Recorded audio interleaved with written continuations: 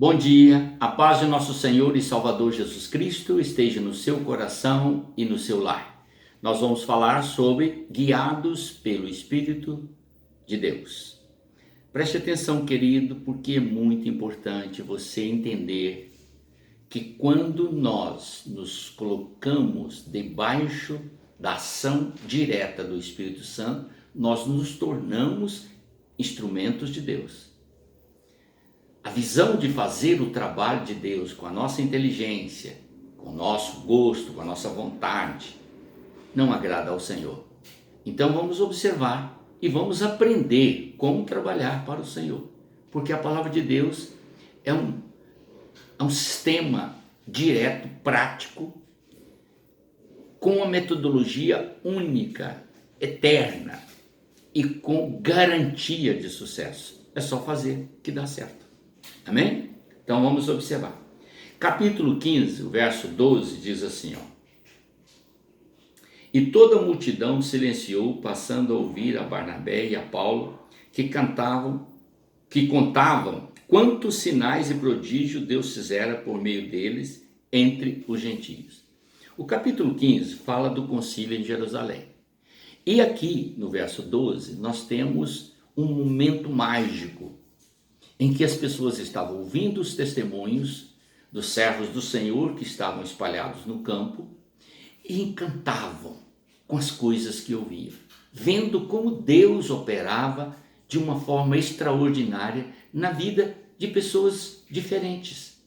Não é que aquele sujeito poderoso, como hoje temos o costume de falar, o pastor poderoso, o mensageiro poderoso, a oração poderosa, nada disso. É o poder de Deus sendo manifestado na vida de pessoas que se entregavam para realizar a obra conforme a vontade dele. Tudo sob a orientação, a direção do Espírito Santo. E esta palavra traz benefício a todos, edifica a todos. Então, olhe bem. Depois que eles terminaram, falou Tiago dizendo, irmãos, atentai nas minhas palavras. Expôs Simão como Deus primeiramente visitou os gentios a fim de constituir dentro deles um povo para o seu reino. Confere com as palavras dos profetas como está escrito. Olhe bem que sabedoria do Tiago, que era o líder, o pastor da igreja. Então primeiro ele presta atenção em tudo que foi dito, depois ele faz um paralelo entre o que estava escrito na palavra no Antigo Testamento com o que ele estava ouvindo. E isso traz credibilidade a todos, porque quando a palavra de Deus se enquadra com as obras que estão sendo realizadas, todo o trabalho está sendo conduzido pelo Espírito Santo. Entendendo eles isto, no verso 28, nós temos essa expressão.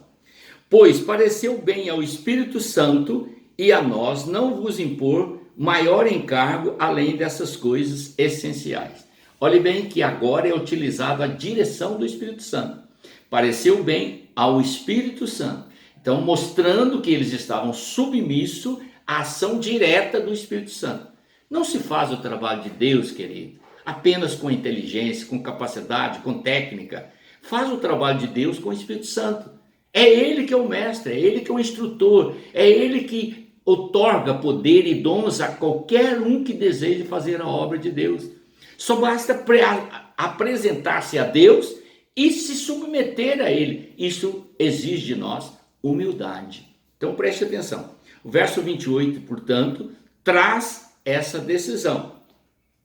Que vos abstenhais das coisas sacrificadas ao ídolo, bem como do sangue, da carne de animais sufocados e das relações sexuais ilícitas. Dessas coisas fazei bem se vos guardardes. Verso 29. Agora, o capítulo 16 nos traz esta escritura registrada e eu quero compartilhar com vocês. A partir do verso 1. Chegou também a Derbe e a Listra, havia ali alguns discípulos, Timóteo, filho de uma judia, crente, mas de pai grego. Dele davam bom testemunho os irmãos em Listra e Icônio. Quis Paulo que ele fosse em sua companhia e por isso circuncidou por causa dos judeus daqueles lugares, pois todos sabiam que o seu pai era grego. Ao passar pela cidade, entregava aos irmãos para que as observassem, as decisões que foram tomadas no capítulo 15, tomadas pelos apóstolos e da igreja em Jerusalém. E assim as igrejas eram fortalecidas na fé e dia a dia o Senhor acrescentava o número daqueles que haviam de se converter. Olha que coisa linda, preste atenção.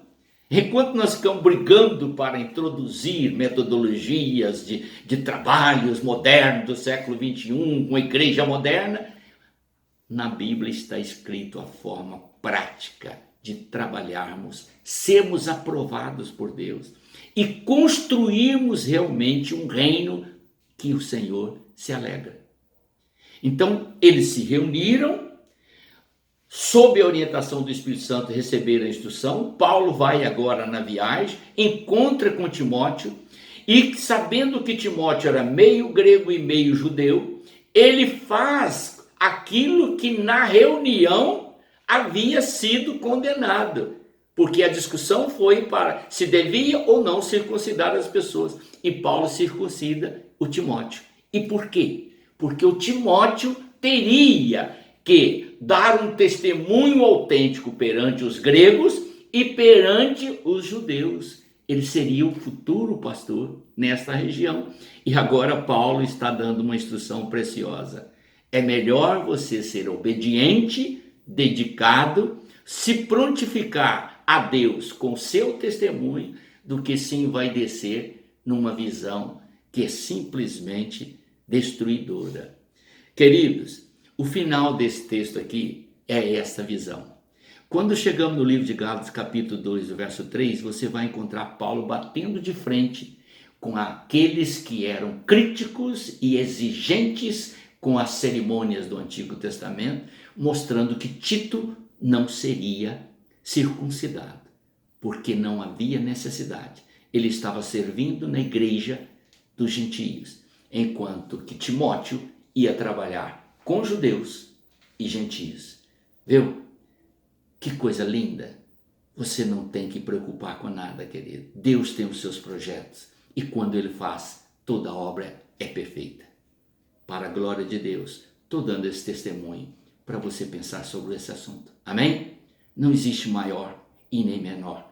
Existem pessoas que se posicionam diante de Deus e deixam o Espírito de Deus usá-lo. Vamos orar. Agradeço, Senhor, por essas instruções e peço que o Teu Espírito Santo possa fazer com que sejamos cada vez mais submissos e humildes a Ti. Em obediência, possamos andar proclamando a Tua palavra, que é salvação para todo aquele que anseia pela vida eterna. Em nome do Senhor Jesus. Amém.